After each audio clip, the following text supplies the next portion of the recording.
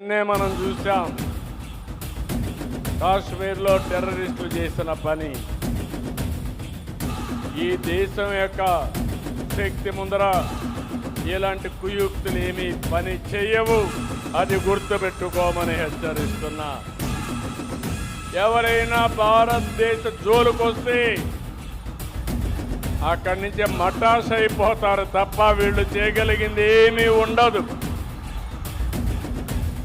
తీవ్రవాద సమస్య కానీ టెర్రరిస్ట్ సమస్యలు కానీ ఈ దేశాన్ని ఏమి కూడా షేక్ చేయలేవు. అది భారతీయుల్లో ఉండే ధైర్యం, ఐకమత్యం. అవసరమైతే ఇలాంటి సవాళ్లు వచ్చినప్పుడు మనం అందరం కూడా సంఘటితంగా ఉండి ఈ దేశాన్ని రక్షించుకునే శక్తి, యుక్తి భారతీయులకు ఉందని చెప్పి కూడా నేను మీకు తెలియజేస్తున్నా.